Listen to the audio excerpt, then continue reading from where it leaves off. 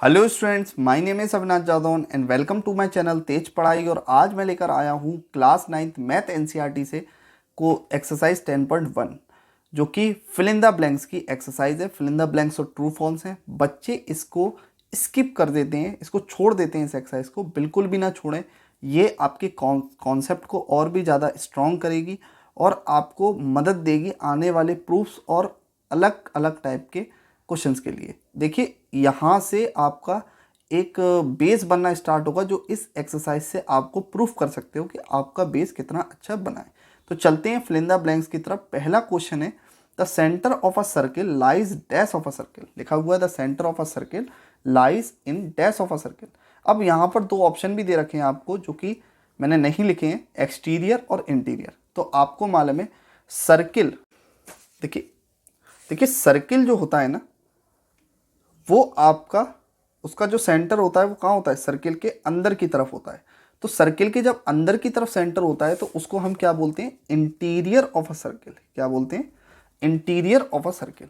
अब दूसरा जो फिल इन द ब्लैंक्स है वो है a point whose distance from the centre of a circle is greater than its radius lies in dash of a circle. इसमें भी दो पॉइंट हैं जो कि है एक्सटीरियर और इंटीरियर। तो देखिए, आपको मालूम है कि सर्किल में सेंटर से जो लाइन जो डिस्टेंस सरकमफ्रेंस तक टच होता है उसको हम रेडियस बोलते हैं।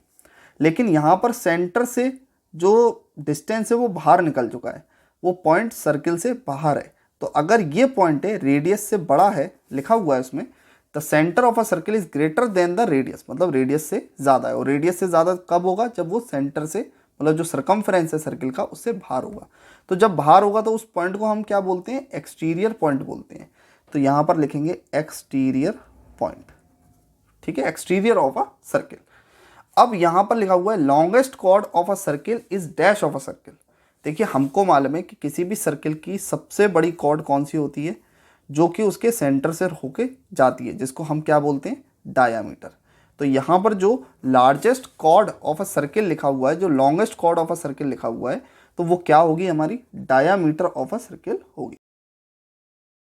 हुआ है an arc is a dash when its end are the ends of a diameter. अब लिखा हुआ है उस आर्क को हम क्या कहेंगे, उस आर्क को जो कि डायामीटर के एंड पॉइंट से कनेक्टेड होता है। तो देखिए, ये सर्किल है, ये सेंटर से एक डायामीटर गया है।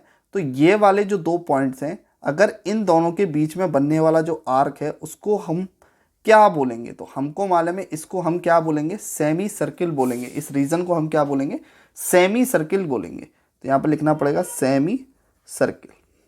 अब इसके बाद बोला है the segment of a circle, segment of a circle is a region between an arc and dash of a circle.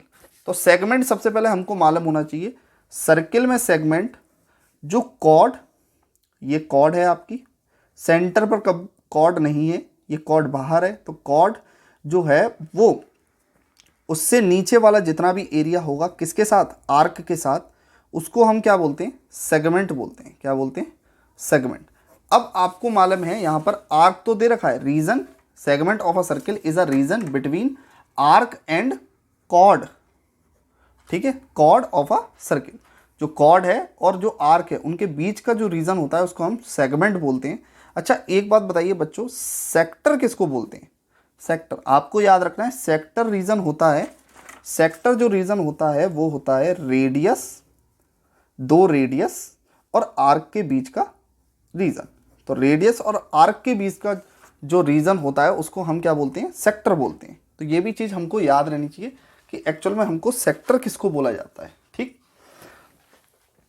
तो अब चलते हैं हम सेक्टर के बाद, a circle divided the planes on which its line in a dash parts. अगर हम circle को प्लेन्स पर डिवाइड करें तो वो कितने पार्ट्स में डिवाइड होता है, तो हमको मालूम है यहाँ पर कितने पार्ट्स में डिवाइड होता है, 3 पार्ट्स में डिवाइड होता है। आइए समझते हैं कौन से वो 3 पार्ट्स हैं।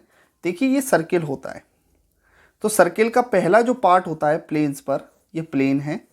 यहाँ पर जो पहला पार्ट है वो है सर्किल के बाहर वाला पार्ट, जिसको बोलते हैं हम एक्सटीरियर पार्ट, ठीक।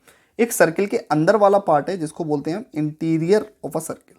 और एक जो ऑन अ सर्किल, जो कि सर्किल के सरकमफ्रेंस का पार्ट है, इसको हम बोलते हैं ऑन अ सर्किल। ठीक है, तो 3 पार्ट्स में डिवाइड है, इंटीरियर, एक्सटीरियर और circumference of a circle.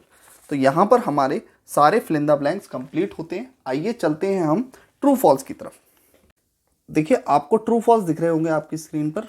6 true false हैं। सबसे पहला ट्रू फॉल्स है द लाइन सेगमेंट, लिखा हुआ है line segment joining the centre of any point of a circle is a radius of a circle. कहा है कि किसी भी सर्किल में, कोई भी सर्किल है, समझ लीजिए कि यहाँ पर एक सर्किल है आप पर, और इस सर्किल के किसी भी पॉइंट से, पॉइंट है जो सेंटर है, उससे किसी भी सर्किल के सरकमफ्रेंस पर किसी भी पॉइंट पर आप उसको रेडियस बोलते हैं। बिल्कुल सही बात है। आप सेंटर ऑफ अ सर्किल से सरकमफ्रेंस के किसी भी पॉइंट को अगर टच करेंगे तो वो कहलाएगा रेडियस ऑफ अ सर्किल। तो ये जो पहला पॉइंट है ये आपका ट्रू है। यहाँ पर जो रेडियस दिया गया है दिस इज अ करेक्ट। अगर डायमीटर होता तो रॉन्ग हो जाता, क्योंकि सेंटर से सिर्फ जो डिस्टेंस सरकमफ्रेंस पर टच होता है या ऑन अ सर्किल पर टच होता है वो हमारा रेडियस ऑफ अ सर्किल होता है। अब इसके बाद लिखा है a circle has only finite number of equal chords. गलत है बिल्कुल, क्योंकि फाइनाइट्स नहीं, this is infinite number of equal chords बन सकती हैं। ठीक है, फॉल्स करना है यहाँ पर। ठीक, तो यहाँ पर फॉल्स, क्योंकि इनफाइनाइट, मैं बता रहा हूँ, infinite number of equal chords होंगी। ठीक, अगला है if are circle is divided into 3 equal arc each is a major arc. बिल्कुल रॉन्ग, ये भी फॉल्स है आपका, क्योंकि मेजर आर्क नहीं होती वहाँ पर होती है माइनर आर्क। देखिए किसी भी सर्किल को अगर 3 इक्वल पार्ट्स में आपको डिवाइड करना है, मतलब एक सर्किल है और सर्किल को आपको 3 इक्वल पार्ट्स में डिवाइड करना है, मतलब 120 डिग्री का एंगल आपको तीनों बार बनाना है। ये जो आपका साइन है इसमें 3 इक्वल पार्ट्स में डिवाइड हो चुका है, लेकिन तीनों ही पार्ट्स क्या हैं, माइनर आर्क होते हैं। तो यहाँ पर जो आंसर होगा फॉल्स, और इसको करेक्शन करना है तो मेजर की जगह पर आपको क्या करना पड़ेगा, माइनर करना पड़ेगा। A circle of a chord of a circle which is twice as a long as it radius is a diameter of a circle. अरे बहुत इजी क्वेश्चन है। आपसे बोला कोई सर्किल है, उसकी जो कॉर्ड है वो रेडियस के क्या है, डबल है, मतलब 2 रेडियस है, तो क्या वो डायमीटर ऑफ अ सर्किल होगी? सिंपल सी बात है, 2 रेडियस मिलकर क्या बनाती है, डायमीटर बनाती है। तो दिस इज करेक्ट, ट्रू। ठीक, sector is a region between the chord and the corresponding arc. False, false क्यों? क्योंकि सेक्टर पॉइंट नहीं होता, वो होता है सेगमेंट।